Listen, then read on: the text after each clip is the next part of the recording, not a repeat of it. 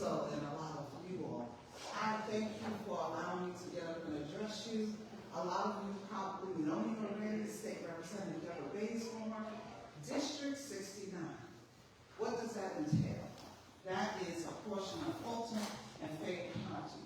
So it will be a lot of Fayette, which I love. And then City of South Fulton, which I helped create, and then Union City. And so I have been doing this job 10 years. Wow. Can you relate? 10 years. So I am so happy to be able to serve you all. And I don't know if you know what committees I sit on. Economic development and tourism. And you know how important that is with children and the soccer facility coming. You know, that's in my district, so we need that. And governmental affairs. Governmental affairs. Who knows what comes through governmental affairs? Election bills. So I'm sure you heard a lot about them now. After that Supreme Court and after, what was it, HB 369? You know, it's very disheartening. I sit there because I don't understand.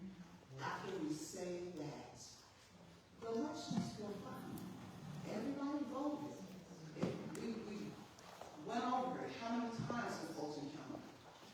We went over it, we looked at it, we said, yes, it was fine, hand counted, then we went over it again. Okay, I'm sorry, 2 minutes. You should have told me that from the beginning, I'm talking. So anyhow, I stand here to let you know that I said human relations and aging, and I also have natural resource and environment, and small business. So if those are some of the things you're interested in, please let me know so that I can help you. And I think I've given out my phone number so many times, and I told you I answer my call because I know who my bosses are. Almost 60,000 constituents that went to the polls and voted for me. And so I'm praying that you all have gone to vote already, early vote, and if you haven't, please go. And please let everyone get the solar imperative to vote because our rights are being taken away from us. And we need the youngest to the oldest to go to the polls. So thank you again for allowing me to speak. And I'm looking and I think my time's up.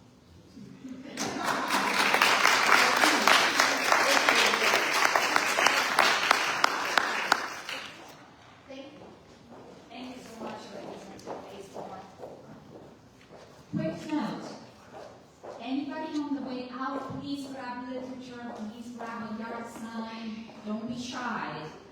Literature is not cheap, and the candidates brought it for a reason. So we can, and even if you don't need it, share it with your neighbors. Okay, encourage people to vote. So today we have the special pleasure of welcoming Jen Jordan, our special guest speaker.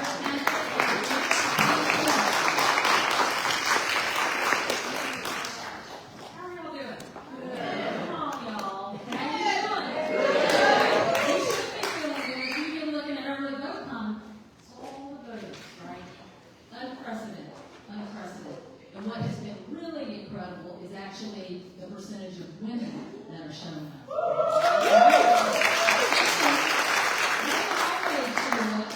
Usually we top out at about 54%. We think, oh, that's good, right? 54%. After early vote, women were 57.5%.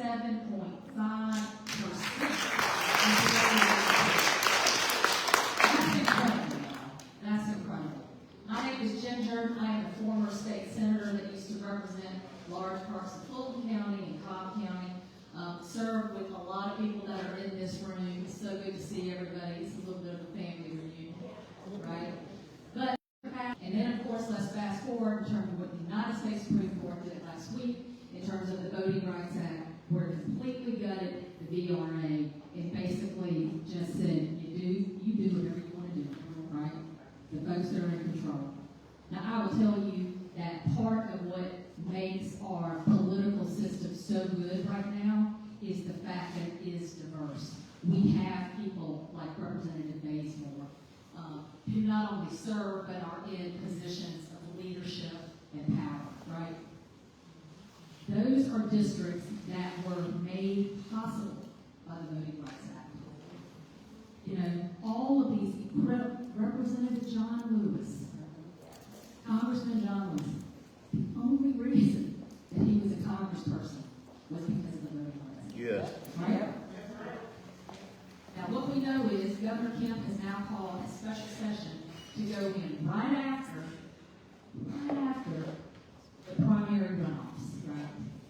And I feel bad for people, y'all, because folks, first of all, coming off of a primary and a primary runoff, people are tired, right? And then they're going to go right into the special session, and what are they going to do? It is going to be about diluting minority political power and voting power. They've been very clear about it. And so it's one of those things where we are totally seeing a complete, it's like pre-Voting Rights Act. Like, how did we get here? We got here because we weren't paying attention in terms of what was happening. And then it was too late. All of a sudden, we have this U.S. Supreme Court that literally is the most regressive court in the history of our country, 250 years, right? And there have been some regressive courts, right? The most regressive. And what do I mean by that? They have issued more opinions taking rights away, taking away protections more than any other court in 250 years. Y'all, that has done real damage to us. They've said the EPA can't regulate environmental stuff. That doesn't make any sense. Exactly. They say, oh, we don't need the VRA, it ain't no racism. Right? People ain't trying to hurt folks of color. No. No, we are trying to do better and do better every single day. And we are. We have made strides. But let's make no mistake. We ain't where we need to be. Amen. Amen. And it's one of those things where I'd like to invite those folks to come down here and understand what it means to live in the modern South, right? So what does this mean in terms of migrants, right? Well, in a lot of ways, I think that it actually helps in terms of education. Because, you know, when I first decided to run, we were like, what's the Supreme Court? Who cares? Can we even elect somebody to the Supreme Court? That seems a little crazy, right? It's nonpartisan. Well, then who do I choose? So we have spent the last 3 months trying to do a lot of voter education. Because folks were like, you're crazy for doing this. And I was like, yeah, I know. It's okay. I'm used to it.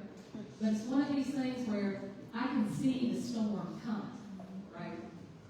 Anybody who's watching can see, whether you're talking about Dobbs and overturning 50 years of precedent at the U.S. Supreme Court. And y'all, it don't make no sense to me that, like, on Friday morning I had rights, but then Friday afternoon I didn't. I got a 17-year-old daughter. She doesn't even want to go to college in Georgia because she is concerned about the political environment. No, that's not okay. We all love this state too much. We care too much about this state. And it's not about, okay, we're so bad now we're going to leave. That's what this race is about. This race is about actually electing people to the state Supreme Court. You know what their values are. You know what their experience is. And you know that when you're talking about the Georgia Constitution. And I'll give y'all an example. The right to vote is not expressed in the U.S. Constitution. It is in the Georgia Constitution, right? And so, why is that important? Well, it's important because a right to vote is not just the ability to show up and check a box. It has to be a meaningful right. And the legislature, they can't impinge on that. Now, they think they got all the powers. And that's the problem. They got a lot of power, but the state constitution actually puts guardrails in place for what you're supposed to do and not do. And they have been coloring outside the lines for a long time. And you know why? Because nobody is willing to call them on that. Now, this is the deal. not just the music, but but isn't it great that we all know who he is now, right? It's one of those things where he was one of the people who wrote some of the Federalist Papers. And I think it was Federalist Paper 47, 46, something like that. And I'll paraphrase, of course I will, because I'm not going to be able to recite it.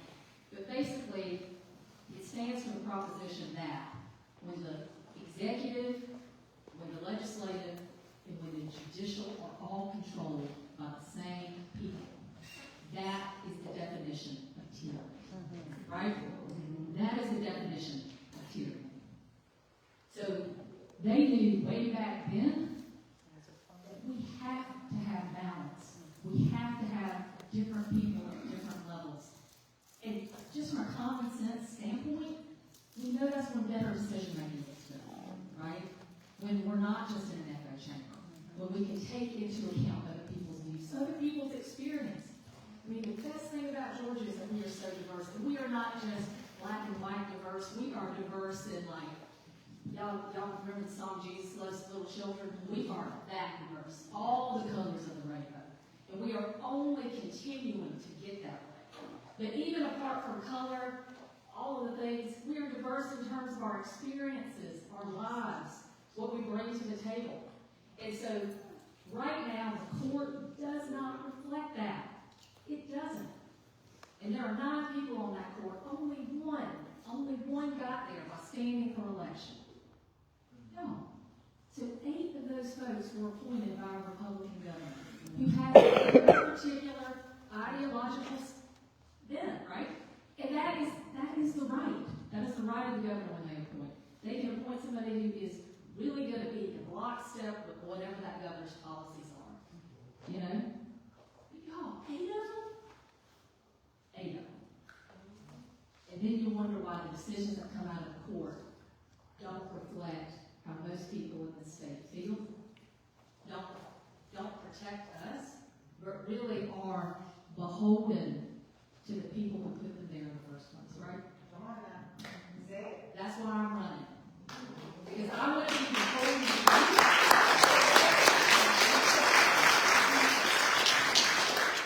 And not a man or a woman who held all the power and put me there. So that is going to send a message on Tuesday where I do that. And I will tell y'all, they told me we were crazy. Last time that somebody successfully challenged an incumbent justice of the Supreme Court, anybody want to guess? 1922. Oh, wow. I know. You can see why people said I was crazy. Yeah, I know. Look, but when you feel it, and when you know that you're supposed to be doing it, and that the harder it is, the more necessary. Yes. And that's why I'm running. I would be humbled to have your vote. It is such an important election because I think that it is going to send a message. I think Governor Kemp did not realize when he called that special session last week that he basically, what was that woman, the Trump thing, she would say, unleashing the Kraken. Yeah. He basically has unleashed the Kraken.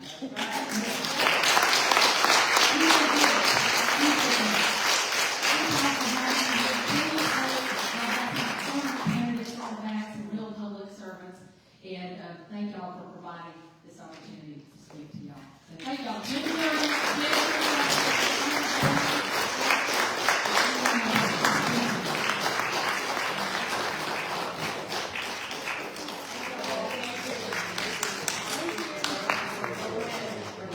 Thank you so much. Just in case, before you heard me speak, you are unsure why it matters that we vote. One more reminder. So next, let's welcome Judge Naelia Brandt McFarland, who is running for state court judge here in our county.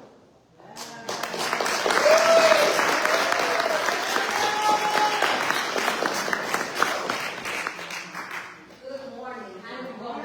After such an excellent speaker that laid it out more clearly than I could ever imagine.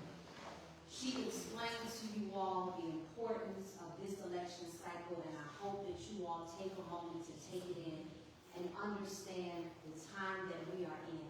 understand the assignment, and go out and do your part. May 19th is the last day for you all to vote in our upcoming election for State Court Judge of Fayette County. I am Judge Niolia Grant McFarland, and I am running to become your next Fayette County State Court Judge. I bring 360 degrees of experience to the courtroom. I am ready on day one to serve each and every one of you, and not just a select few. What I find is that it's interesting how things unravel, right? Once you step out there as a candidate and make it plain as to who you are, why you're running, your qualifications, and then you have your opponent come out and say, no, that's not true, that's not happening. And then as life would happen, right, it becomes obvious and clear. So what do we have this week in the news? I've been saying for months, I've been on the campaign trail for over a year, and I've been saying for months, guys, there's a backlog, and people's lives are unfolding. We've got to do something. We've got to make some changes. And what do we have come out this week with Tiffany Haddish? Now, let me say this. It's unfortunate. Everyone's unfortunate experience in court where they have delays is horrible. And like I said, it costs people money, time, and all kinds of things. But the important part of this is you understanding that is a celebrity. That is someone with resources, financial resources, to put their position before the court, to be heard, and to do things that needs to be done. And she can't get a court date. She can't get her matter resolved. So imagine the everyday person, the average person in our community that's having stuff. I see some of us in the crowd, some people that I've spoken to while I've been on the campaign trail with those very same concerns. We talk about the accountability courts. They are absolutely necessary. They are absolutely important. And we want to continue to grow those courts here in Fayette County so that people are held accountable and so that they are restored. But we've got to make them affordable. And that is what I plan to do as your next Fayette County State Court Judge. Increase those courts, reduce the probation numbers for people who are unnecessarily on probation for extended periods of time. I'm saying this to you once again. I am not going to be soft on crime. I am a former prosecutor and I handle matters from murders all the way down. I've asked for and received life sentences on a number of occasions for a criminal, true criminal that belong in jail. There is no question as to whether or not I am going to be tough on crime. If you are a criminal and you need to go to jail, I'm sending you right there for as long as I can. Make no mistake about it. I've got to be in this community too. My family has to be in this community too. But what I am saying is for non-serious traffic offenses, I take issue when people are on extended probation period, paying fines and fees out the wazoo. I take issue with that. I take exception. So we're going to actually look at these cases individually. We're going to look at their records, and we are going to let people go on with their lives once they've been held accountable. That's the right thing to do. That is what we need to do as a community here in Fayette County. I'll share with you once again, I've got 19 years of trial experience as a former prosecutor, defense attorney, civil litigator. And I've got over 10 years now as a judge. I've presided in municipal court, magistrate court, state court, superior court by designation, and juvenile court. So those are all of the lower courts. And Ms. Jordan, she said it better than I could ever. It is important for you to understand people's stance. These positions are not partisan. But if you had the opportunity all along and no one was watching to do the right thing and you failed to do that, what in the world are you going to do now when we've got all this pressure and all these opportunities to make decisions that are affecting people's everyday life? You've got to pay attention. You guys got to make the right decision. Please do not let this opportunity go by without your voice being heard. May 19th, the last day for you to vote. If you want to find out more about me, I am at electjudgeniolia.com. I'll stick around for some time. I think I have a few moments. Does anyone have any specific questions that I may be able to answer for you? Now, keep in mind, I can't speak to any specific cases, what I would have done, that sort of thing, but I would like to answer general questions. Okay, I'll take the lady first. Hi. Is there a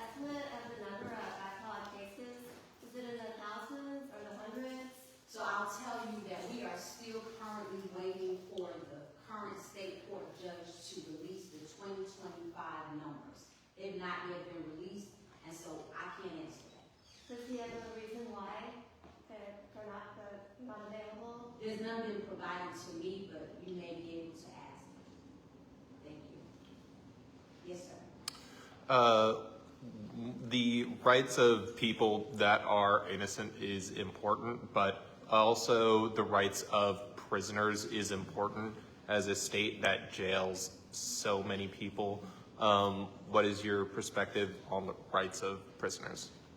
So my perspective is due process is due to everyone, right? Everyone is entitled to. So I am going to, as your next Fayette County State Court Judge, ensure that everyone has that opportunity to be seen and heard in my courtroom. I can't speak to the outcome. I will tell you once again, I want to be safe in my community. I want to make sure that my neighbors and my community is safe. So if there is someone that is committing a crime, they will be held accountable. If it's an opportunity after being held accountable for rehabilitation, we're going to look at those things and try to restore them because that helps the entire community. That also saves taxpayers money. Yes, ma'am. Thank you. I'm concerned about people that are waiting for trial without good representation. So we obviously have in the state of Georgia public defenders, which are court-appointed attorneys that are appointed to specific cases where the defendant is indigent and unable to pay for counsel. As a judge, I will hold them also accountable. So that is my stance, to hold everyone in the courtroom accountable. I think I shared with a few of you sometime before. I had a friend by the name of Omar, who when I was young was wrongfully convicted, and he was convicted because he did not have proper representation and he did not have judicial protection. So his attorney wasn't prepared for trial, and the judge allowed the trial to go forward. And so I have a special place in my heart for paying attention to that, making sure that everyone is prepared when they come before the court to present the case. And so even when the gentleman was speaking of people that might actually have committed a crime, they are still entitled to efficient representation. And as your next state court judge, I am going to ensure that that takes place.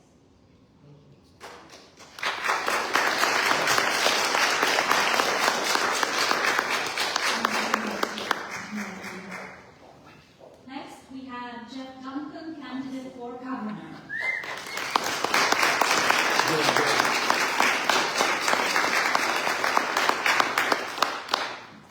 At the risk of, I'm going to channel my football coach's voice and not use the microphone that way. Bob, if you can't hear me, raise your hand. It's an honor for my wife and I to be here in Fayette County. We brought our middle son. We got 3 sons. He's serving as our driver and our bodyguard. Just for full information, he's played the last 2 football seasons at Georgia Tech, so I like his chances. All right. So, the question I get asked the most is, what is that moment in time, what was that issue that kind of broke the camel's back for me to switch parties? And the reality is, it's an awesome opportunity for me to talk about the journey that we've been on for years. A journey that's taken us across not only issues, but stances and op-eds and national platforms. It really started for us. In 2012, I got elected to the State House as a state representative from the 90-10 Republican district in Fayette County. And I showed up at the Capitol a complete novice. I had no idea how to pass a bill or how the process worked. But I realized almost immediately there was 2 types of people at the Georgia Capitol. There were those that picked fights and were really good at it, and there was those that showed up to solve problems. And I immediately gravitated towards the bucket that wanted to solve problems. But to solve problems, you got to work across the aisle. To solve problems, you got to be more worried about getting something fixed than your next mail piece or your next election. And so I started on the journey of working across the aisle. The first kind of prominent piece of legislation that I supported and wrote was the Rural Hospital Tax Credit Bill. I was able to work with Stacey Abrams to perfect that bill and eventually get bipartisan support. And over the last 8 years, brought over $500 million to 54 rural hospitals. It also led me to working with Democrats all across the state capitol to pass the hate crimes bill, a much-needed piece of legislation in response to a number of issues, including the murder of Ahmaud Arbery.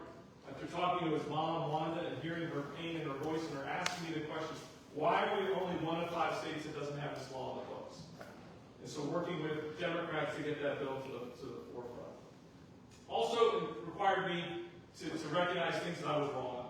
I was wrong to think that NRA had anybody's best interest at heart. They don't. I don't say that as somebody running for office. I say that as the father of 3 kids that have come through public schools. I believe 90% of Georgians know what they're talking about when they want universal background checks, red flag laws, and in-home safe storage laws. I believe that we ought to support those measures, and I think even a majority of Republicans understand that too. And I can lead the way as governor to get their support. But also expanding Medicaid. It's wrong to think that there's any other way to improve our state's healthcare system than expanding Medicaid. We have to. It's only a first step. Right? We're going to tackle infant and maternal mortality rates. We've got to continue to look for opportunities to drive OBGYNs, primary care physicians, pediatrics, all of that into rural parts of the state using technology. I was also wrong to think that the state Senate had women's best interest at heart when they passed the heartbeat bill. I was wrong to think that women didn't deserve the right to choose. When I started to hear those unbelievably complicated situations, those deep-rooted personal health situations, it became abundantly obvious that women deserve the right to choose between themselves. They wanted to govern outside an executive order that clarifies doctors can practice medicine without fear of prosecution.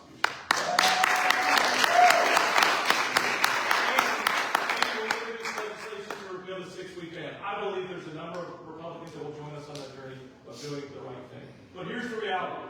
To accomplish any of that and more, improving public education, paying attention to climate change, public safety, rural hospitals, all of that, in order for this to happen, we can't get another second-place trophy. We've got to win.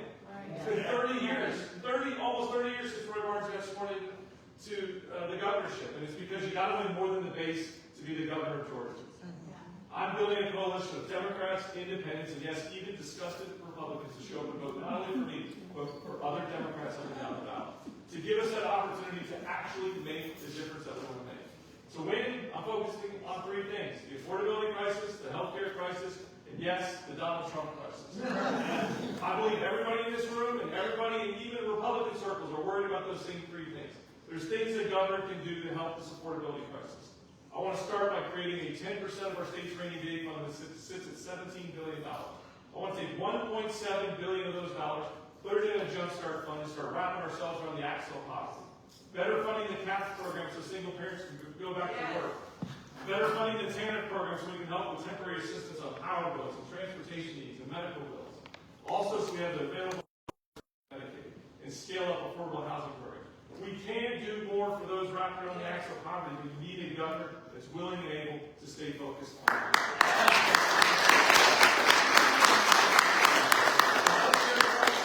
It's real, whether you're getting pushed off ACA subsidies, you're having to pay almost $3,000 a month, like our family is for commercial insurance, or you're getting pushed off the Medicaid rolls. You need a governor that's willing and able to stand up and lead even Republicans on the journey. And the Donald Trump crisis, look, I could go on for hours talking about it. We all have our own individual grievances. But the reality is Donald Trump is the worst decision this country's ever made. We need to talk to the court system to the best of our ability. If he wants to send those ICE raids down here, we're not going to use state resources. If he wants to send those National Guard troops, we'll use the courts to push back on it. You need a governor that's willing and able to call it out for what it is. Nobody can explain tariffs, nor should we have to. Nobody can explain $4.50 gas, nor should we have to. You need a governor who's willing and able to stand up, and I've stood up to Donald Trump since the early hours of 2020, and I will continue to do it as your governor. Look, we got to win, and winning is going to take an entire group of individuals to cross this journey with us. I think we've got a great shot to win. We built momentum. Folks said we could raise the money. That's not been a problem. Folks said we couldn't get the endorsements. We've got endorsements from incredible groups like Georgia Men for Democracy Now, state senators, James Woodall, past president of the NAACP, the list goes on. Irrelevant, we're tied for second place, ready and poised to make this runoff. 35% of our electorate is undecided. I believe the majority of those, as we've polled them, are independents and moderates and are going to break our way. I will give us the absolute best possible chance to beat the brakes off of whichever Republican sock puppet shows up in that Republican pocket. If they want to look and smell like Donald Trump to get us endorsement, we're going to make them own it in November. That's right.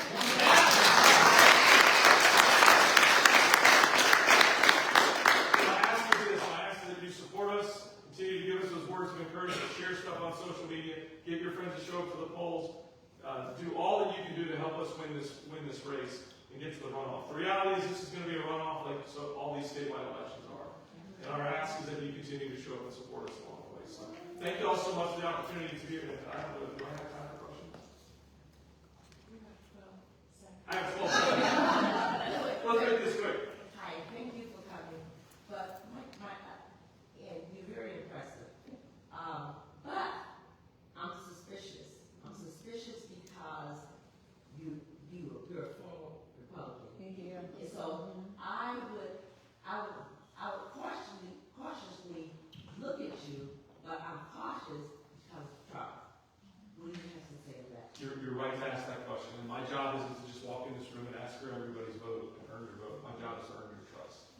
This has been a journey for us that's gone on for a number of years. Our family motto is doing the right thing will never be the wrong thing.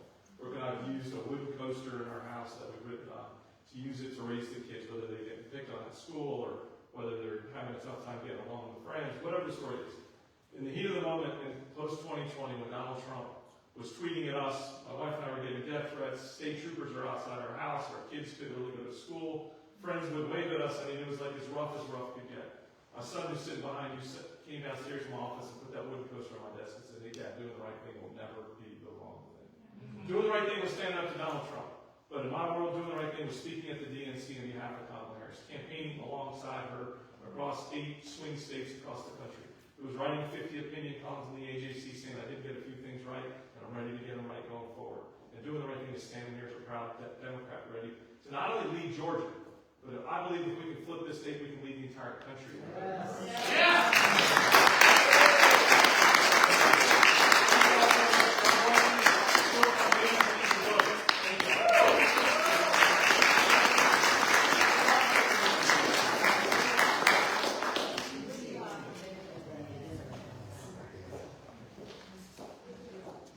Next, we have Bob Trammell, candidate for Attorney General.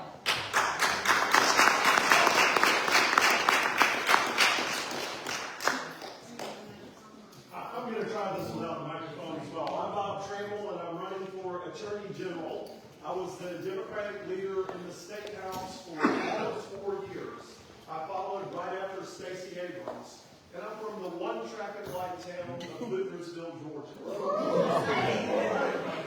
You know where Luthersville is, right here on 54. It's a town of about 800 people. And there's something about when you grow up in a small town, or really no matter what the size of the community that you grow up or live in, there are certain values that we all aspire to. There are things like looking out for your neighbor, protecting the most vulnerable, and building community. And those are the very things that we're missing in our poisonous politics today. Instead of looking out for your neighbor, we have a politics that seeks to pit people against one another. Instead of protecting the most vulnerable, we have a politics that attacks and preys upon the most vulnerable. And instead of building community, we have a politics that is literally ripping communities apart. We can do better in Georgia. And I have a question, Fayette County. Are we tired of Donald Trump's chaos? Yes. He's attacking our voting rights, jacking up costs, getting us into war. And when it comes to voting rights, it's not just Donald Trump that's attacking our voting rights here. It's the Supreme Court of the United States of America that's attacking our voting rights. That's why on day one as Attorney General, I have pledged to create a voting rights division within the Department of Law. Because we need more than ever an Attorney General who will be willing to fight to protect the voting rights of Georgians. And what does that mean? It means taking on Donald Trump, taking him to court, and taking on his enablers here in Georgia too. We need an Attorney General who will stand for the rule of law, make life more affordable for Georgians, and defend the Constitution. So I've got news for you, Fayette County. Electing a Democratic Attorney General and electing me as Attorney General will represent a philosophical shift in the way that the office is handled. It will become an office that truly is where the Attorney General is the people's lawyer. I practice law in a small town of 800 people. And what that means in terms of the accountability as a lawyer, every time I go to the post office or every time I go to the grocery store, there is feedback and accountability for the types of things that we do and the people that we represent in our law office. I've spent my life as a lawyer and as a legislator under the Gold Dome, fighting for Georgians and fighting for Georgians' families, helping them protect themselves, protect their financial security, and protect their families. That's exactly what I intend to do as Attorney General. My wife and I are raising our 3 children in this one traffic light town, ages 13, 11, and 8. And what we are trying to do, while I'm very confident that when we get to the time that my children's generation is leading our state and leading our country, will be in excellent hands. But the question on the ballot in 2026 is how we get from here to there. So thank you so much, Fayette County. BobTrammell.com. I think I have 1 minute for questions. Is that right? Happy to take any questions. I have one.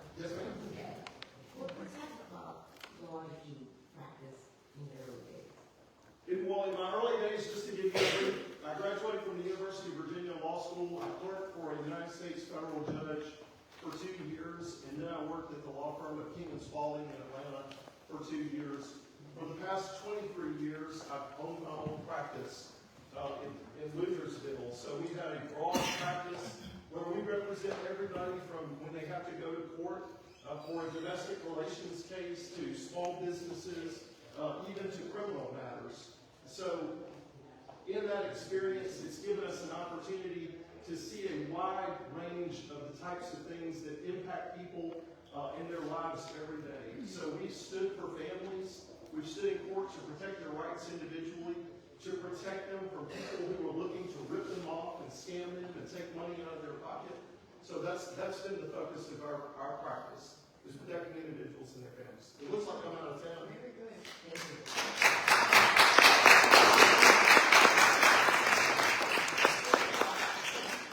Thank you. I'm trying to be really quick because we had a couple of additional candidates show up, and I know all of you are here to hear from candidates, so we want to ensure that we make the time for everyone. William Harris, please come on up, State House District 18. My name is William Harris. Unlike the statewide candidates, I'm privileged that most of you all already know me. And so let me just give you an update on everything. So last time, the candidate forum, I told you that I was going to run around one of the most aggressive campaigns for this district that y'all seen. If we're going to flip this district, we're going to do it this year, right? Now we actually have some numbers, right? 2 years ago, Democratic participation in House District 82 was 31%. We're at 45% right now. A little bit about the district is that it's South Fayette, Western Spalding, Northern Spalding, and a little bit of East Griffin, kind of like the middle of Griffin there. Unfortunately, for Fayette, 30% of the House district is in Fayette County. Sorry, let me rephrase. Of the amount of people who have early voted so far, 30% of them are in Fayette County. 70% are in Spalding County. And the reason why I'm bringing this up is because we talk about flipping Fayette all the time. We're going to flip it from red to blue. What does that mean? We have 4 districts. 2 of them are Democratic districts. Unfortunately, one district, there's not a lot of activity with Peachtree City for State House.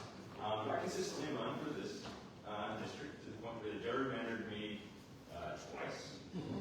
You'll notice that I don't put my district number on the signs anymore. Because they just came up with all this other thing, trying to special sessions, regional districts, and everything. Yep, they're going to do the same thing for us here, right? Right now, I'm actually, the reason why I asked to go a little earlier, I'm going to leave here almost immediately because I have a canvassing team in operation right now. They're knocking on doors while I'm speaking to you. I'm going to go join them. Is that right? Pick up literature at the front. Thanks so much.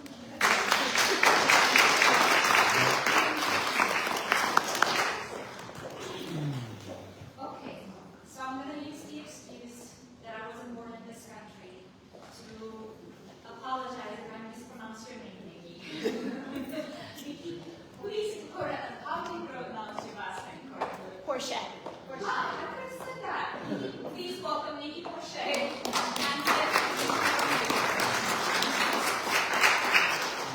Hello, everyone. She said my name is Nikki Portia. I'm trying to talk fast, but I know put a lot in a little bit of time. How many of us have already voted in the room? Showing hands.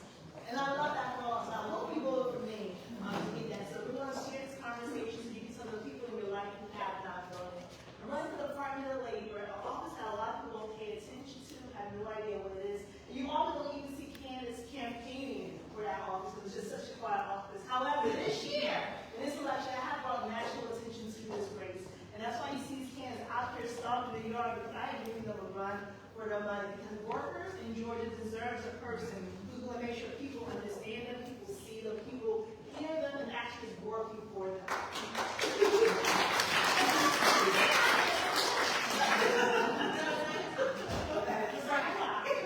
With that being said, people in Georgia are suffering. They are trying to figure out how they're going to pay for childcare, how they're going to afford to get to work, how they're going to find good paying jobs to pay their mortgage. And we keep talking about raising the minimum wage without having a conversation. And we raise the minimum wage. What does that do for people who have childcare assistants, who have food assistants?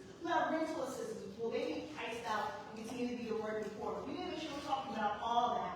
But on a bigger scale of things, we need to talk about what are we going to do to win in November.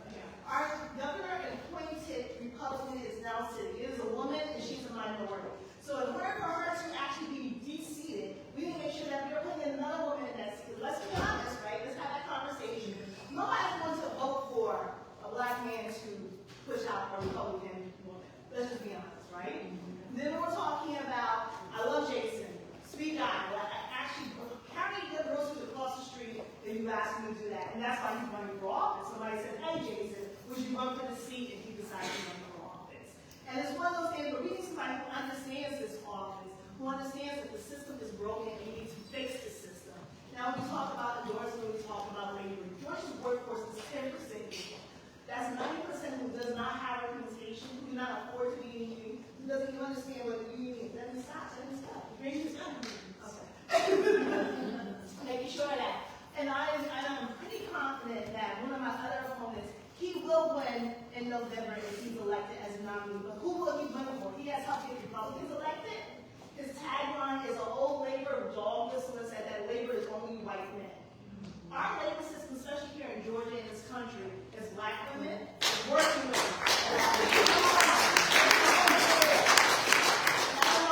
I'm sick of looking at who at the top of the ticket and they don't look like me. They don't represent me. They don't like issues. They don't let child care cost as much as rent. They don't understand that when I have to go and file a complaint, and all the people who I can file my complaints to are old white men born and raised in the South, they will not hear my complaint. I don't feel safe going to the Department of Labor, and that's why we don't have laws that are being enforced. Nobody feels safe going to a Republican-ran Department of Labor. And also, we have to remember, when somebody is appointed, they don't come with their own ideas. They come with the idea of the person who puts them in that seat. Right now, Georgia's number one in business because we are working 2 jobs. That's why we're number one in business. We're number one in business because the people are bringing the businesses to Georgia and giving them the tax break for the businesses, not for the workers. People in Georgia are suffering because nobody is speaking up for the people in Georgia, and that is what I'm doing with not only with this race, but also when I'm running the Department of Labor. My name is Nikki Porchet. I'm running for Commissioner of Labor for the state of Georgia.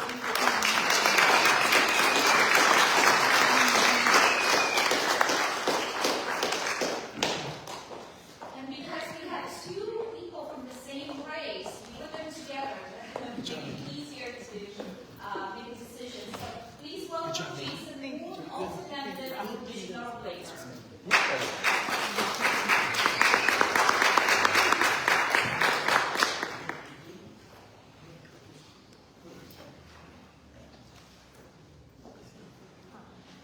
Hi, everyone. Nikki's looking beautiful. I think she's a wonderful candidate, as is the legal representatives here who run for judges in our circuit, as well as governors. I wanted to begin and convey with you that I used to be a corporate sales executive at Consolidated Freightways, which is only about a few miles to my right. So I'm very familiar with the city. I love the people. They took me in years ago. It's been wonderful. Please let me convey with you that I did graduate from the University of Georgia. I have a master's degree in public administration. Top of the country, top of the world. We rotate with Harvard 2 and 4. Also have degrees at Georgia Southern University. I worked with the Honorable U.S. Senator Max Cleveland for 26 years. We worked with Barack Obama, worked with President Carter, worked with all the presidents. And I also worked with him when he was a U.S. Secretary. All right, so many years, multiple experiences. We did wonderful things. I worked behind the scenes to help people. And he's also my relative. My granddad and Max's dad are brothers. So we are family. And I'm also a union man. I grew up, on the union docks, not far from here. So I paid my dues and I served my country. And I also took an oath of office as a federal employee, federal agent. I worked with the United States Small Business Administration. During my tenure there, I would give people treasury loans after storms to help bring hope to a hurting world. That was my calling, and I answered it, and I did very well. When I was in corporate sales, I managed about $7 million a year in Savannah, Georgia. I was also an inside sales executive in Norcross. With all honesty, about 9,000 companies was my base. So again, 3,000 companies on the coast, 6,000 companies in Atlanta. That's 9,000 companies. And the reason why I'm conveying that with you is because that's the kind of person that can manage the Georgia Department of Labor's budget. I can step in there on day one and help our people, provide the ideas, which I'm going to do in just one moment, and do it very comfortably. Again, because I pay my dues in 80 counties around the state of Georgia. I've been there, I've walked the walk, and I also had a t-shirt. I really had a t-shirt. They gave me a jacket. The reason I said that, when I went to Savannah, Georgia recently, and I was speaking to people, they gave me a brand new jacket in Savannah, Georgia. Then in Statesboro, in Braswell Foods, the people I did business with is now vice president. He now owns it, the company. They did $26 million last year in corporate sales, financially. Corporate sales, $26 million. So I've been well up around the state. But I'm here today because I want to sound the alarm, all right? Number one, I plan to do 3 things in the state of Georgia, very honestly. Number one, I want to help the farmers. It is time that we sound the alarm and we stand up for our people. My granddad was a farmer. My other relative was a U.S. senator. So I'm from both sides of the tracks. I have common sense, book smarts, and a wonderful platform to solve problems. I fed 200,000 people in Atlanta. It took me 6 minutes. At SNS Cafeteria. I sat in the restaurant, with the senator. I said, what do you do with the food at the end of the day? The owner, the management said SNS Cafeteria, well, we throw it away. I said, what if I set up a partnership with the Atlanta Community Food Bank? He said, Jason, let me run it by corporate office and see what they have to say. They did it. We won. We fed 200,000 people. Folks, that's the size of 2 stadiums. 200,000 in 1 year. I still have the receipts. So I just want you to know, we're going to help the farmers. I'm going to give them $100,000 in loans, right, so that they can survive the droughts, the storms, natural acts of occurrences, hurricanes. That's what I do and what I did for a living. The other thing I'm going to do, humbly, I'm going to give 2 to 3% net revenue back to workers at the companies where they work. I did it in corporate sales in Norcross, Georgia, right in Atlanta, and I did it in Savannah, Georgia as well. Bringing ideas to the table is what I do. I've been doing it behind the scenes, humbly, for 30 years. But now I've been drafted, to be your labor commissioner. So I'm not going to change what I'm doing. I'm going to keep on being a wonderful representative. And you have my very best in the process. The third concept I want to convey with you, I hope you like it. I'm getting to a point. This is what I care about the most. And it's really swept the state in terms of support from the military, from professors, from elite politicians, from the former lieutenant governor. They all love it. The idea is very simple. We all have about 400 libraries in the state of Georgia, right? We have a beautiful library system. Please let me convey this with you. Why should we spend $3 million to build a brand new Georgia Department of Labor in some rural area that takes care of 3,000 people? What I propose, we take our current 400 libraries where we're already paying taxes, we're already paying the bill for the building, right? Let's use that library. Let's put official Georgia Department of Labor computers inside each library. When we do that, we save $3 million right off the way, right? We save $3 million. We let people look at the job bank locally. It's 6 minutes in their own hometown. We solve the affordability crisis. We solve the accessibility crisis. We solve the financial crisis. And for 50 years, we solve the digital divide. It's the answer. And that's what I do behind the scenes. Think about it. We save a fortune.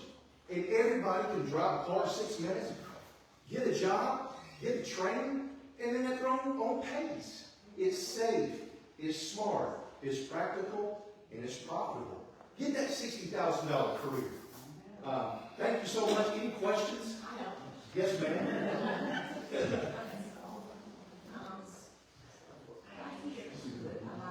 Thank you so much. But I keep going back to thinking about what Nikki said about, working with parents. Yes, ma'am. But what do them do for health care? I'm so happy you asked. The question is, what are we going to do in Georgia about the crisis of nurseries where the single mother, the single father, the family try to account for the price of health care, for child care, which includes everything. I want to convey my idea with you. And it has taken, again, the chairman of the Democratic Party in Bryan County, the Honorable Keith McKenzie, loves it. He said, Jason, you're ready to lead. And he said that because this is my idea. In the state of Georgia, we do not have an exemption status for these child care companies, right? It doesn't exist. We have federal exemptions on your taxes. So, what I'm going to do is I am going to introduce a tax exemption bill in the state of Georgia that gives the owners of these companies who take care of our kids a tax break, right? Normally $600, so that thing will go from $600 to $200 per family to take care of their kids. And that is all the difference. But we have to present it as in the form of a law, a tax exemption law, right? Tax exemption for companies that care for our children. You can call it a nursery, you can call it a company, but they are companies, right? So give them the tax breaks. Statewide tax exemption financially. That payment per month, per week, $600 goes to $200, we win. It's simple. But right now, all we have are federal exemptions, not a state tax exemption for existing companies that care for our kids. But I'm going to introduce that in solving the problem. Thank you so much. I'm Jason Moore, Letter Commissioner. Thank you so much. Thank you. Thank you so much. Thank you. It's a pleasure. Baltimore.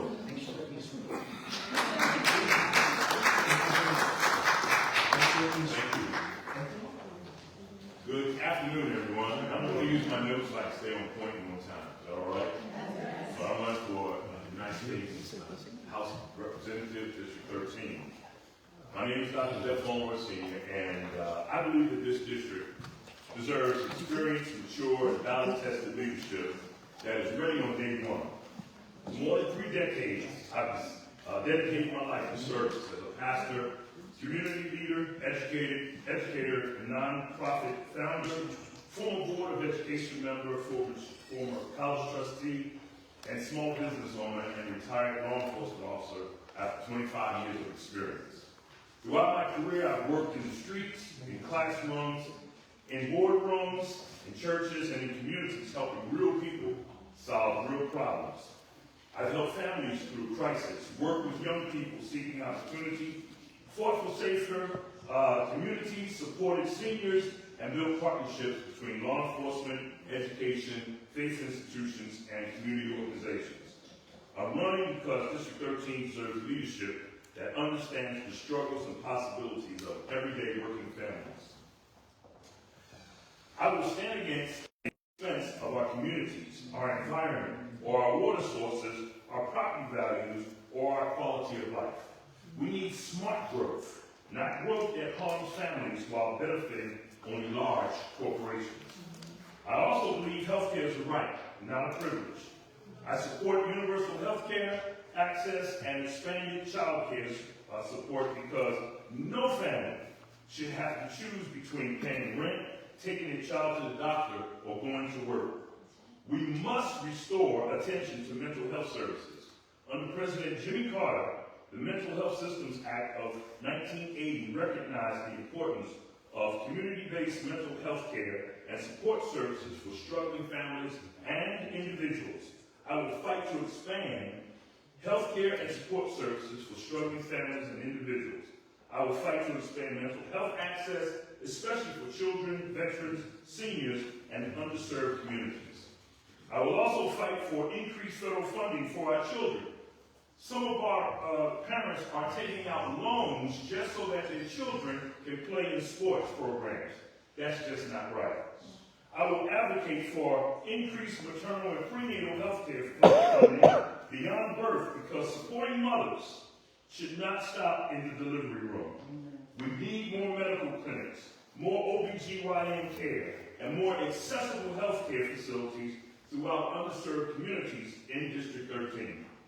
We must also modernize our infrastructure and expand broadband access so every family, student, entrepreneur, and senior citizen can complete and connect in today's economy. I support mixed-use housing and responsible mixed-use business development that creates jobs, attracts investment, and strengthens our local economy while protecting neighborhoods and communities by expanding economic opportunity and growing business development responsibly. We can help offset tax burdens while creating pathways to generational wealth. District 13 deserves leadership with vision, integrity, compassion, and proven experience. I'm prepared to investigate, legislate, and lead on day one. I humbly ask for your support and your prayers and your vote. Thank you, and may God bless Georgia's 13th Congressional District and the United States of America. To ask, in this role, how are you prioritizing, or what do you see as being most important as far as infrastructure investments in District 13? Well, in District 13, it's not a cookie cutter situation. It's not one thing for all. The congressperson has to be in communication with the leaders, state leaders, county leaders, local leaders, throughout all District 13, because what's needed in Clayton County is not the same as needed in Gwinnett County. So therefore, what I will do is be in communication with those executives, find out what those needs are, what the concerns are, what the problems are, and meet those needs and solve those problems individually for those particular areas, and not just one thing for everything.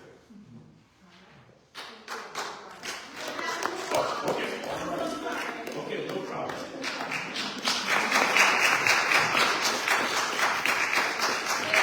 Stay on time, so we don't keep people past our meeting time. Please welcome George Melville Johnson, U.S. House of Representatives, District 3.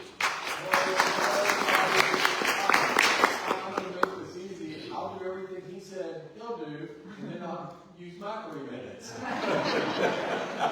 13, I'm in 3. Most of y'all 3. Thank you, Fayette County women, for having me here again for my third time. Y'all are the women, and I support the women, and I want to say again, I want to see passage of the ERA. I want to pay for equal rights, and I totally support pro-choice for women.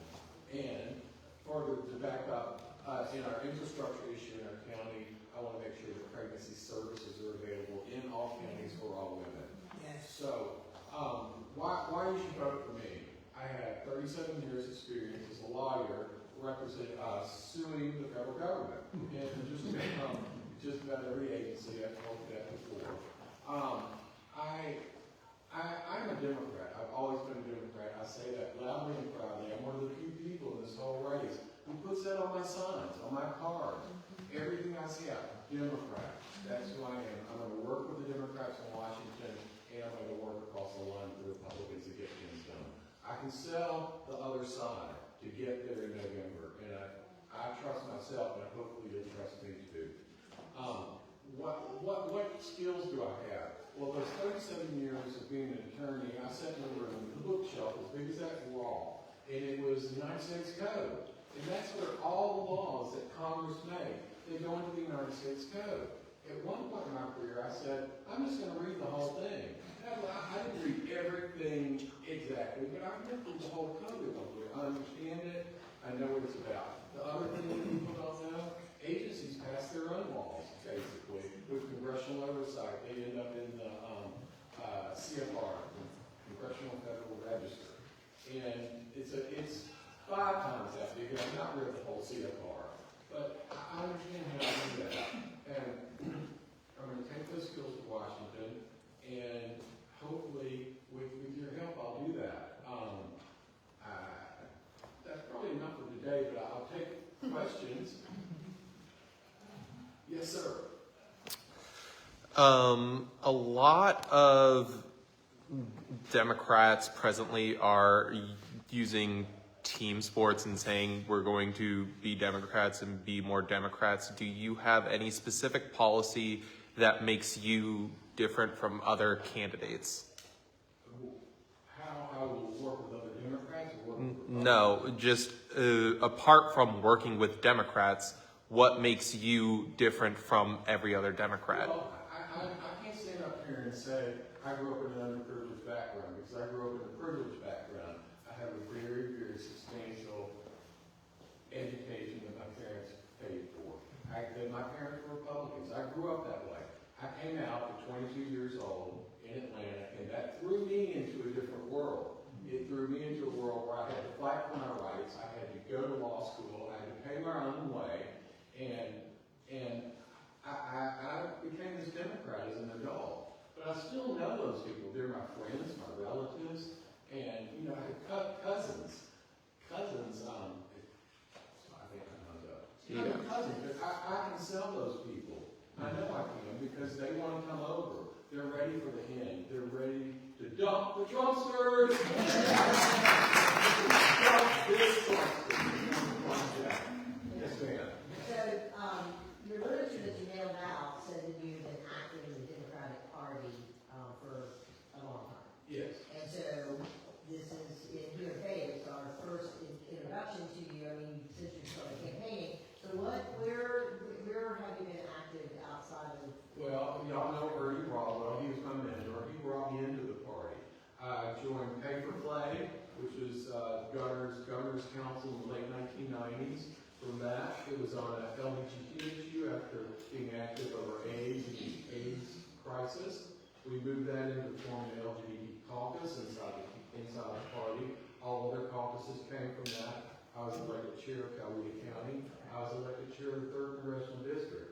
I've been to Fayetteville, Fayette County, many times. I've been to every county in this district, time and time again. So I know the people. You all are the most sophisticated group that I come to. I promise you. So that answer, you just haven't seen me lately. I've been back there probably writing checks and stuff. Yeah. You know?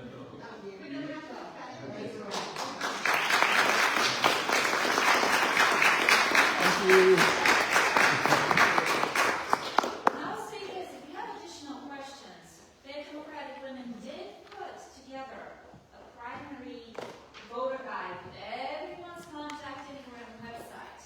So you can always message them to get more questions answered. And next we have Derek Jackson for governor.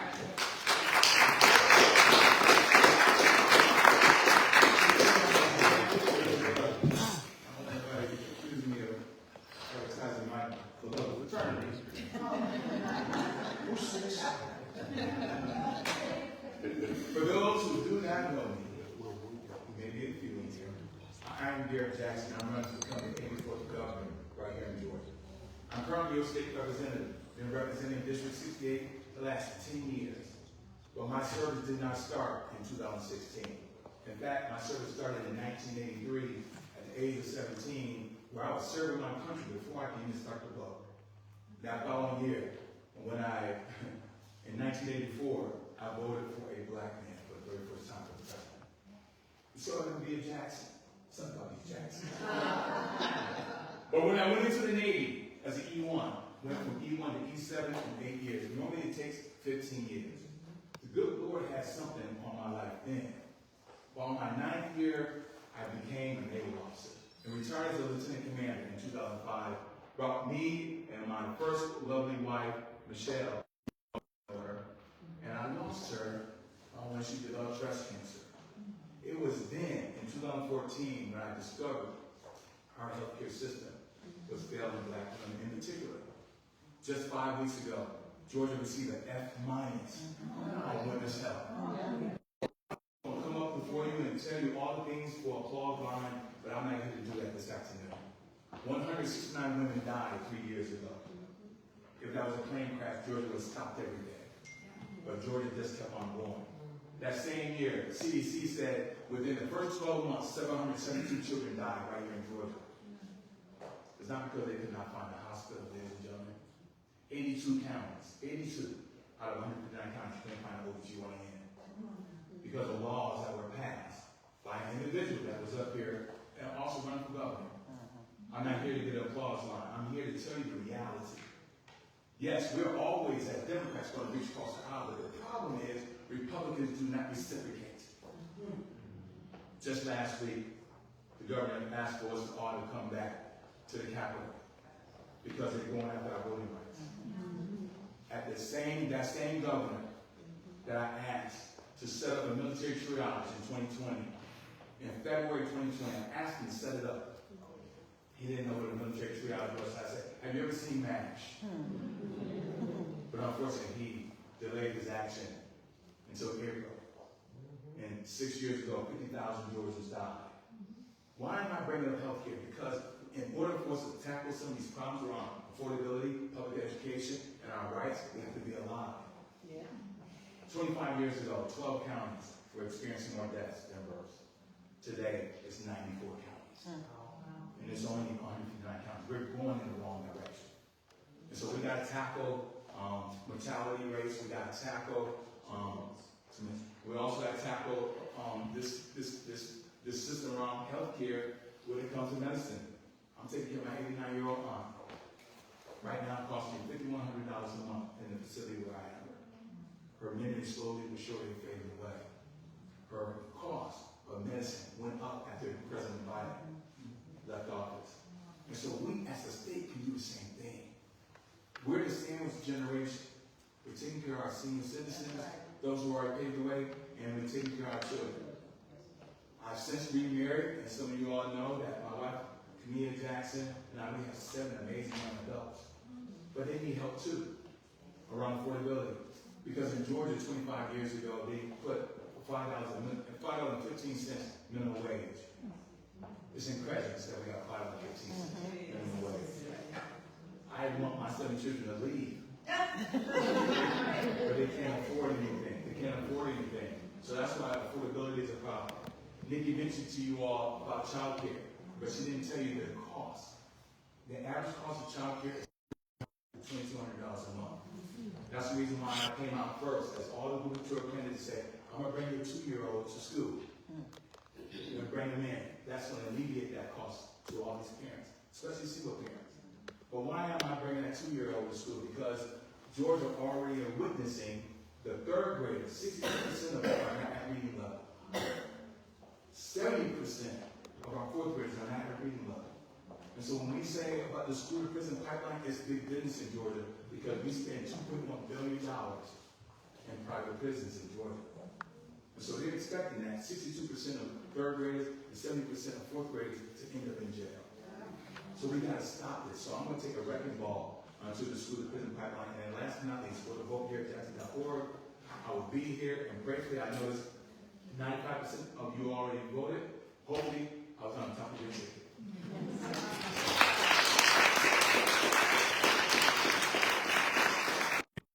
My name is District 34. I'm running for state senate seat. A couple things I want to just get out. This has been an amazing presentation. Like these guys are coming with their facts and figures. It's good to hear. But I want to just focus on 3 things really quick. Cost of food, cost of gas, and as mentioned before, healthcare. My campaign is very simple. Everything goes up. And anytime you ask anybody why, the answer is always, everything's going up. Nobody can give an articulate answer as to why. A lot of people know me as a basketball coach, a mental health expert, a cybersecurity expert, martial artist. And they say, well, Gabe, I didn't know you were a politician. The truth is, I'm not. I'm a servant leader. So they said, well, why are you running? I'm running because I care about my family.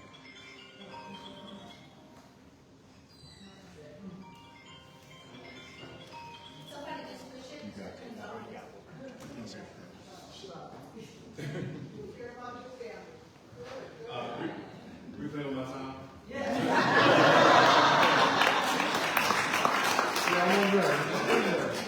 So, again, I care about my family. I care about your families. And I care about this community.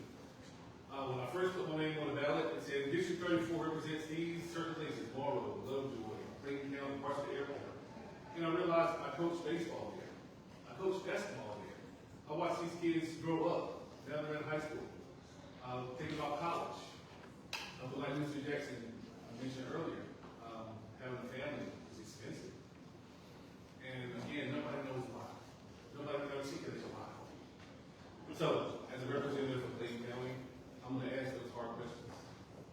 I'm going to ask them questions to say, hey, where is your accountability? Where is your clarity? Nancy, this campaign is not about making a huge change. It starts one person at a time. There was a question earlier asked, what are you going to do? I'm very new to this. This is my very first time running. A lot of times you have to uncover the problem before you can start to solve it. That's what I'm going to do. I'm going to find out what the problem is. Why are things the way they are? And I'm not going to accept everything's going up as an answer. That's not acceptable. All right, last questions. Yes. It's beautiful to see your family out here on the trail path with you. And I am a boy mother myself. How are you thinking about preparing students in the vast growth of technology from the school sector standpoint? What is Georgia, or what are you doing in your district specifically, or wanting to do in your district that really starts to prepare students for the realities that are transpiring? I'm glad you asked that. I used to have a master's degree in cybersecurity, and I think someone mentioned earlier that the digital infrastructure is not in place. You think about everything we do now, as much as 95% of all interactions are on cell phones. I was in the local library, and the lady was filling out an application online, and she was getting so frustrated, just so frustrated. And I heard her actually call, and the employee said, I don't know how to work computers. And it clicked to be trained. I have a family member who often calls my wife and I because he's stuck on an application. He doesn't know how to do it. We need training with infrastructure, and Fulton County has something called ACT, ACT, Avoid Cyber Threats Program. Again, cybersecurity is my background. Cybersecurity is not somebody trying to hack into a system all the time. It's about awareness. Okay? Imagine going to the local grocery store and you sign up for that card that says, hey, you get 20% off every time you come in. And then you get an email from them. Oh, well, I was just there. Let me click this link. Next thing you know, that's your bank account. Right. Any more questions? Oh, that's it. Gabriel Lawrence, Tennessee District 34. If you've already voted, thank you so much. If you have not, do me a favor. Get 4 or 5 of your neighbors. Take them polls. Thank you so much.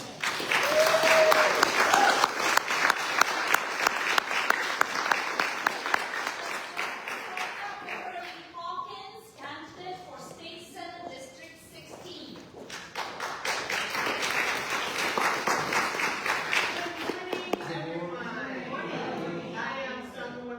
I'm running for State Senate District 16.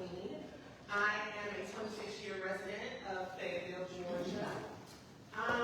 Every time I come to one of these, I realize that I talk a lot about my family and I never ever say anything about myself. So I'm going to tell a quick story. Before moving to Georgia, I lived in rural Pennsylvania. There was nothing but black bear, deer, the Amish, a federal prison, and a druggery. I worked in a druggery in their finance department. I was the extreme minority. That experience changed my life. At the time, I was very miserable. But I learned so many valuable lessons. One of the lessons that I learned was we are all more alike than we're different. I learned to see the humanity in people because nothing is ever black and white. There are gray areas. I learned to form unlikely coalitions. I learned to advocate for myself. And I also learned that policy was personal. We actually had a school in the drug rehab premises. We took children as young as 12 years old. And school systems would pay for their education while they were in treatment. Fast forward, those experiences helped me in my personal and professional life when I came to Georgia. I worked in revenue cycle management, several times as a leader and also as an individual contributor. Those experiences helped me to form unlikely coalitions. So my platform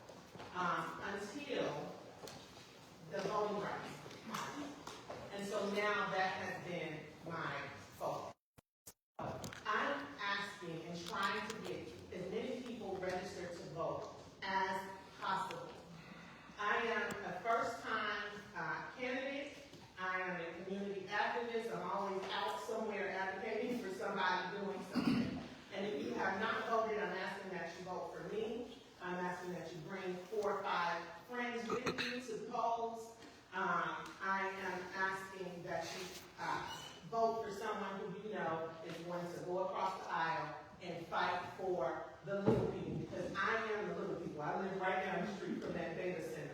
Literally, I can walk to the data center. If you're breathing hard, when I get here. But that data center is impacting me. So every policy is personal, and I want us to know that when we're going into the voting.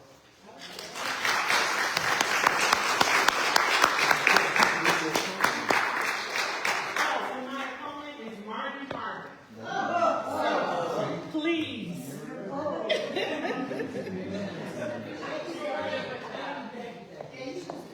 I should start with that. Sorry, but yeah, my opponent is Marty Harvey. Everybody heard that, right? We need to get the vote out. Next we have Clinton Q. Coolan, candidate for State House District 68. Good afternoon.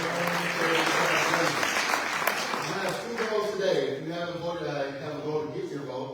And the other I have a vote of not having Ann Herzog give me the red card. So it is fitting that I come here today that the election is on Tuesday, because the place that I first announced my candidacy was here in front of you guys at Fayette Democratic Women. And so I'm happy to be here again.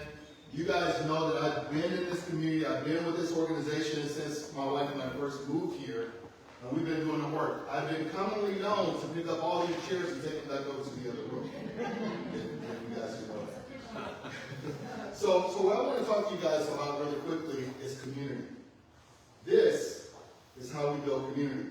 Us getting together like this, talking about the things that we want to see in our community, listening to our candidates, talk about where they're going to take us. I want to talk to you guys about one thing in specific. The work that I do, I'm around youth all the time. And one of the things that we've been having issues with is called teen takeovers. And so I train a lot of teenagers. And I ask them about the teen takeovers. And what they tell me is this: Coach, we got nothing to do. We want to meet somewhere and do something. So we all get together at these different places. It's not intended to be harmful. It is intended to be useful for them to do something in our communities. I remember a time in this community when we could go over to the pavilion, to the fun zone, and all the other things in the community and have stuff for our kids to do. We don't have that anymore. So we have to make an investment in our kids, and it starts with community. Quick story. I was canvassing, and I ran across a yard where I wanted to leave a campaign sign. It's a prime location. And I started talking to the guy whose house it was. Noticed that he had goats, right? We got goats, and our goats have been escaping. Oh, come on, man. Our goats have been escaping. He said, "Hey, I can help you fix your goat fencing." And he's at our house right now because he's a neighbor. He just wanted to help. He said, "I'm going to charge you nothing." We have to get back to this commitment of community. Now, my wife told me that I don't ever talk about the things that I've done in the community, so hopefully, looking at that red card. NAACP, Health Chair, Second Vice President, First Vice President, MLK Chair, Freedom Fund Chair, member of Indivisible that started the protest here in Fayette, member on the board of directors of 5051 in Georgia doing protests across Georgia, member of the board for the John Lewis Day celebration, Juneteenth planning in Atlanta, that's me. A lot of the other things, I skipped a couple things, but right. But anyway, I'm running for Georgia State Representative District 68 because I want to make sure that I'm making a difference in our community. I want to leave you guys all with one reminder, and I brought this for everybody. This will be kind. This is the way that we heal our communities. So I'm going to pass these around to you guys as a reminder, and as a reminder to your neighbors when you put this on your car, that if we start with kindness, we can change our communities. Quentin Pullen, House District 68, I appreciate your vote.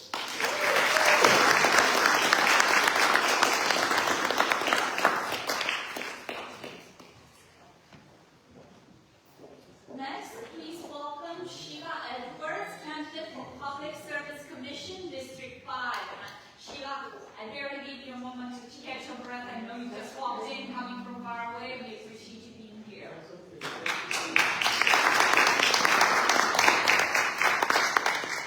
Hello, everyone. My name is Sheila Edwards, and as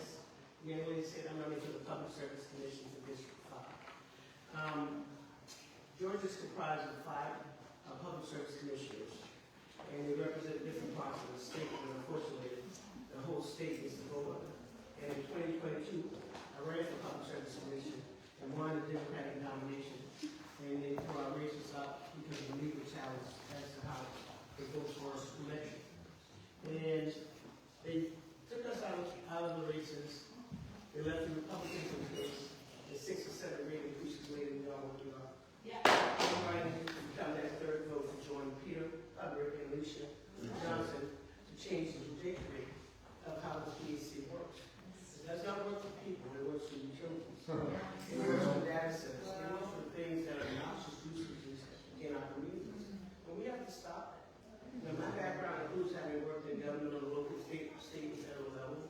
I was at the debate the other day, and they challenged me because I didn't have any technical experience. And I had to school them. I worked for engineering giant Lockheed at Kennedy Space Center on the space shuttle project. After the challenge blew up, I was responsible for managing engineers, give documentation to me. I've got the experience. I think you guys have seen the movie Hidden Figures. Yes.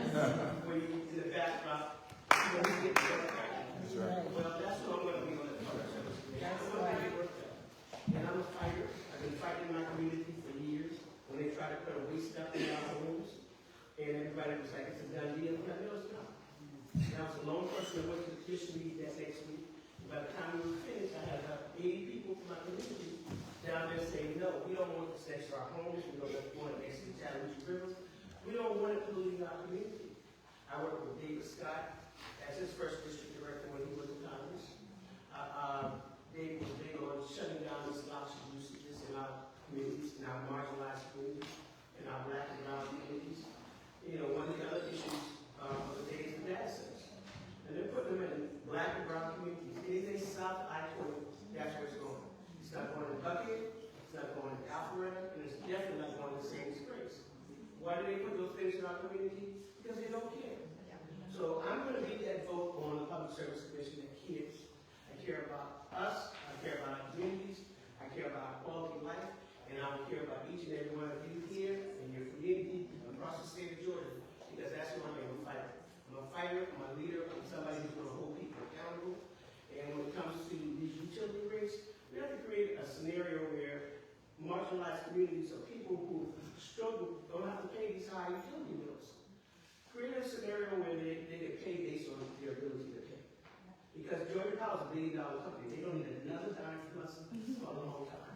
But each quarter, they have $1 billion quarters. Not a year, quarters. Understand what that means in terms of dollars and cents. When you have seniors trying to figure out whether they can pay for their medications or, you know, they have to pay the utility bills.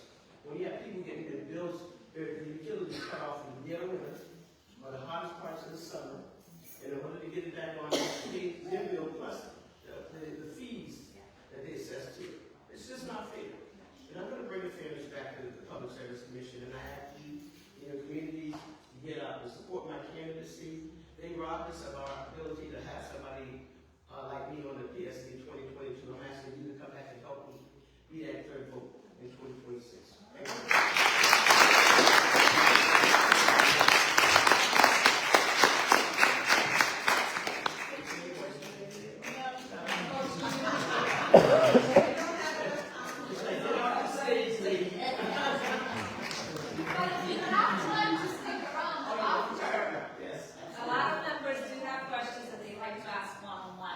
Next, we're going to have Chandra Wright, candidate for Fayette County Commission, District 3.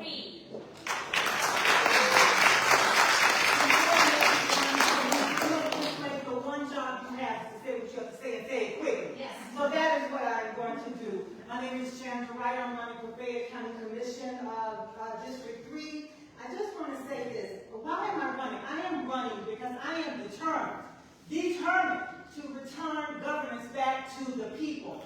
That is what is motivating me. Look, let me tell you something. When I introduced myself to the incumbent who is sitting on the commission right now, he is vacating the seat. And I introduced myself and I said, hi, I'm Chandra Wright. His response to me was, well, hello, and I hope you lose. Ooh. Now, I will tell you that it is important that as a commissioner in Fayette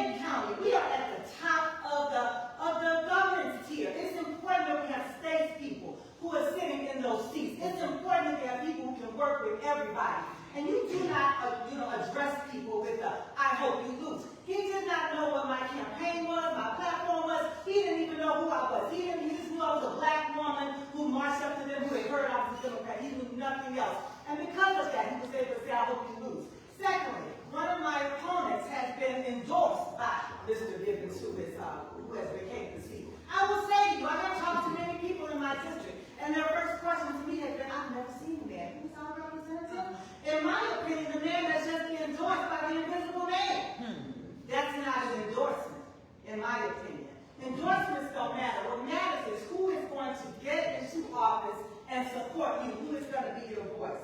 And number three, you read all types of things in the newspapers, and I love the newspapers. It's a way that we get our message out. But when we have opinion writers and people and other candidates who come and say, this is the right answer, this is the way we should do it, this is what, the policy should be. What that says to me is that these are people who haven't necessarily talked to the people, right? We are a representative government, and that is what I am running to do, is to return governance back to the people. And why am I the most qualified candidate? I'm glad you asked. And I'm also asking you not just to listen to what I say today, but if you support me, I am asking you to go back and tell your friends and other people who are voting why this woman deserves to represent you on the Fayette County Commission. The first thing is I am the only candidate who has been in local government. I actually worked for Peachtree City. I actually sat in the planning department. I actually had politicians who come in when they were running to tell me why they wanted to win and to talk to me to get information on why they should be allowed to, what the stuff they didn't know, they came to talk to us so they could understand. So when they went out and talked to the people, they would have the illusion of being plugged into the community. I know where the bodies are hidden. I've worked for government. Secondly, I am the only one who respected the community enough to decide that in order for me to actually do policy, to enact policy, I needed to understand it. I went back to school on my own dollar. And I got a master of public policy because I felt like in order for me to actually legislate, I needed to understand how policy works. I finished it in December of 2025, and I will tell you that to be in class with a bunch of 25-year-olds was humbling, but it sharpened up my sword, y'all. They kept me together, and they kept me technologically astute. You know what I'm talking about, so far? So I am telling you, I am ready. And the third thing I want to say is that I am the only candidate who is dedicated to being collaborative, to working across agencies, to working with city leaders, to working with county leaders, to working with the ARC, to working with the DCA, to work with other commissioners to enact policy that works for you. And the final thing I'm going to tell you today is that I am going to put systems in place to connect with you in a way that you have never, ever seen in a county. Except with Brother Rousseau. Brother Rousseau connects, but I am going to put those systems in place in District 3.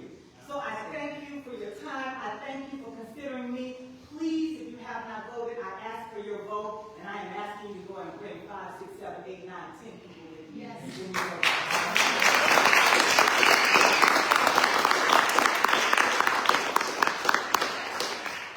We have Charles Russo. Are there others here that have opponents and are fighting for Tuesday? We have, yes. Let You them want to go. go after? Let them go. Okay. We have Jonathan Wagner.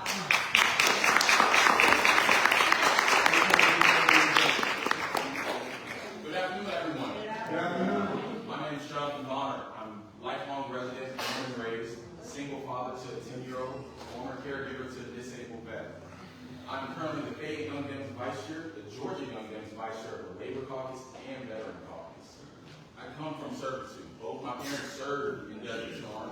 My sister is a teacher at a Title I school. My brother is a cafeteria manager in our district feeding the next generation. I have a policy that actually represents our district, but almost want to make sure that we take care of our women. I come from a matriarchal family where women have stepped up and carried our family. So when I come into the Georgia State House, I want to make sure that they actually have a voice at the table. So I'm part of a group called Men for Choice. I've incorporated maybe 5 or 6 men to join it. That means protecting women's right for reproductive rights. I've constantly stepped up to the plate, and even with that, I tell people, I still am in contact with Adriana Smith. I don't know if you guys remember her, but I remember. Because I understand protecting women will always be on my highest priority. But other than that, one of my policies is Medicare for all, making sure that our elderly, our first-time families are taken care of. I was a caregiver for a disabled veteran. My father died while I was holding his hand in August. It was because they dropped the ball, the VA dropped the ball. Long appointment times where I had to go to a specialist and take a loan out to make sure that he was able to be seen. When I hear friends break arms or have ailments or have calls because they can't be seen or can't afford it, that's not right. So I'm going to be fighting for this.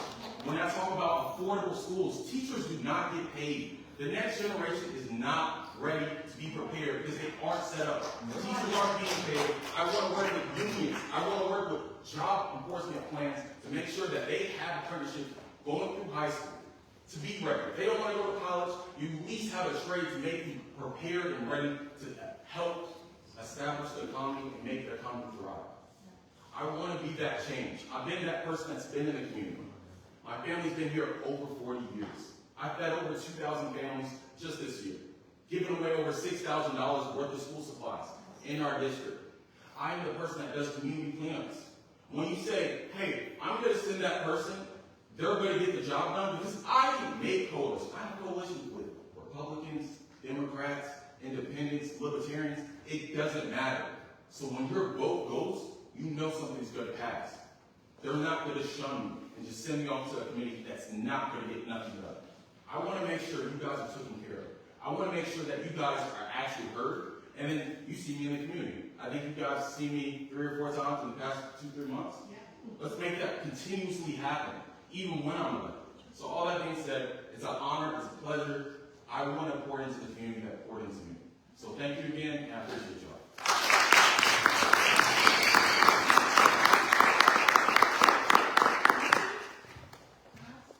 Last but not least, yes, definitely, we saved the best for last. So please.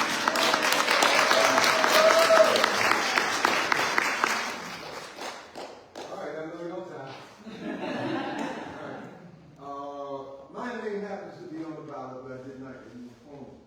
I'd like to thank this community for the vote of confidence that might demonstrate you placed in me. I'll continue to do the things that I said when I was standing before you as a first-time candidate as well. That is, focus on human services. You don't pay your tax dollars. You do pay your tax dollars to receive a service.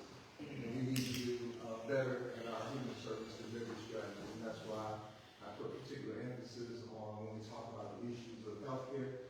That's why now we have a new health department, a new health building, where all of our health services are under one roof. I champion that.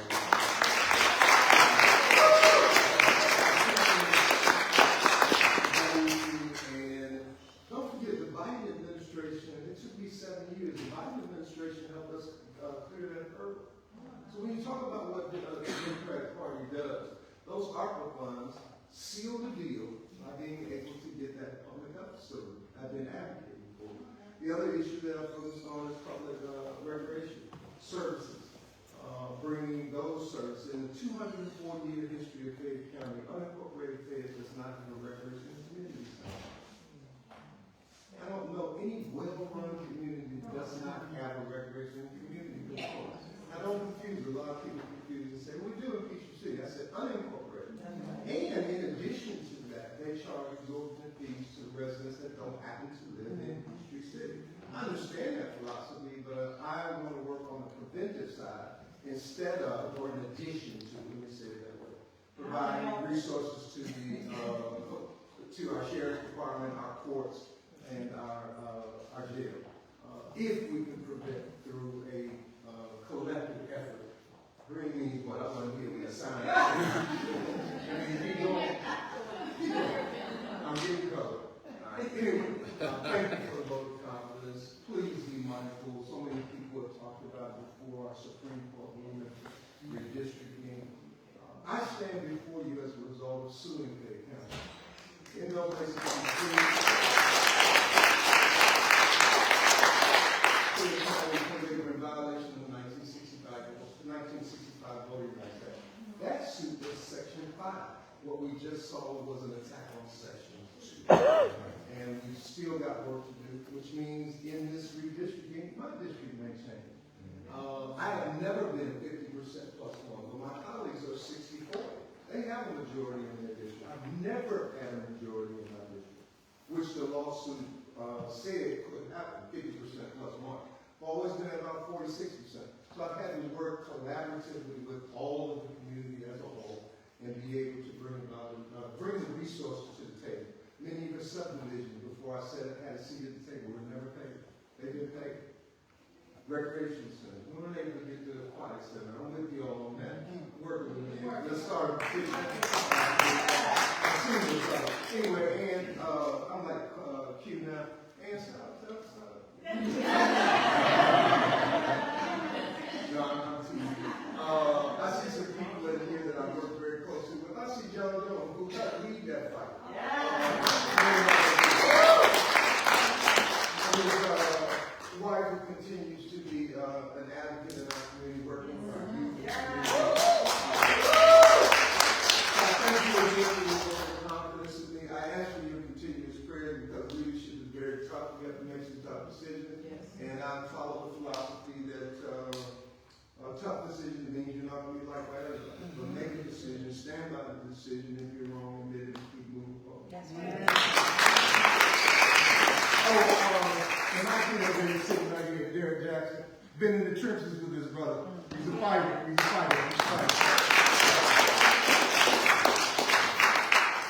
This concludes the candidate portion of the meeting, and technically I should be getting you all out of here, but I reserve the right, since everybody should, well, not everybody, but lots of people showed up late and we started at 1:15. I reserve the right to make a couple of quick announcements on behalf of FDW. So, the next one. Some of you may not know, some of you may know already that Dawn Hunt, who is our second vice president, had to step down to prioritize her health. We all know that when you commit yourself to many, many things and you put your heart, your soul, your physical body on the line to make that difference, it can take a toll, especially when unexpected things happen.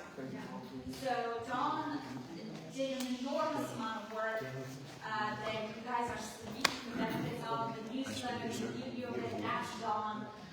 The website that we're about to launch, that's Dawn. Many other things that are kind of in the background were due to Dawn, and we hope to continue working with her as things improve. With that said, it's funny how life works. One person steps down, another person steps up. Tiana Farrell came to that MLK parade, and Michelle Walker, being Michelle, spotted her. Yes. Engaged her in conversation, got her interested in Fayette democratic women. And as a result, we welcome, she had to leave because she owns a business, but we welcome Tiana Farrell as second vice president and membership chair.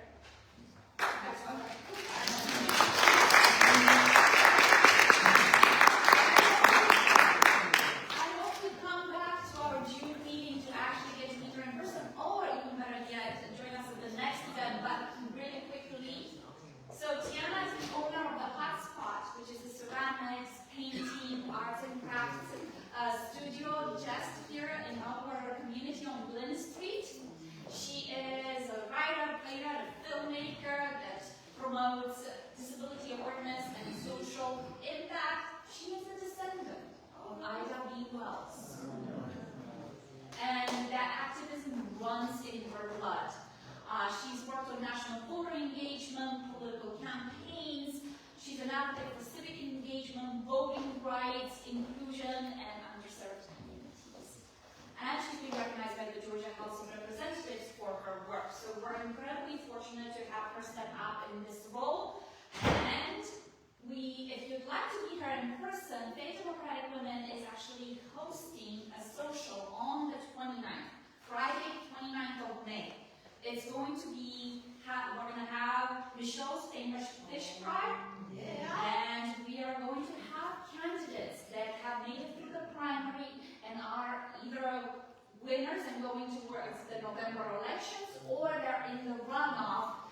So we're going to be inviting them The All Things voting team is watching very carefully the results so they can be right on it. So we can invite those candidates for you to have another opportunity to meet with them, speak with them, be able to step into that midterm election feeling truly informed and ready to campaign and to canvass and do our very best to get our candidates elected.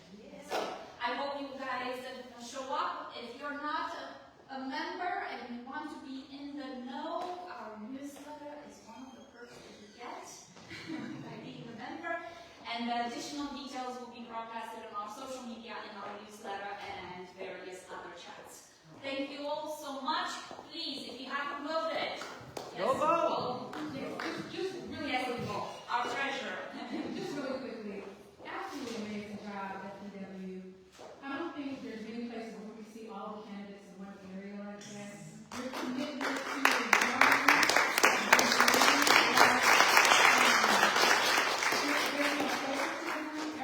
got equal speaking time. There was a lot of just information given. I know people in the background don't always get the praise of that, but this was so well done. And I thought it was really beautiful to see the comfort of people who've never been in office before can come here and still have a voice. So thank you. Thank you.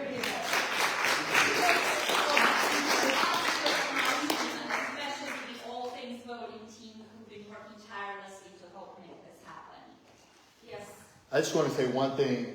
Fellas, please stick behind and help us put the chairs away because the ladies put these out earlier. Please don't have them put the chairs back. Let us do it for them. All right?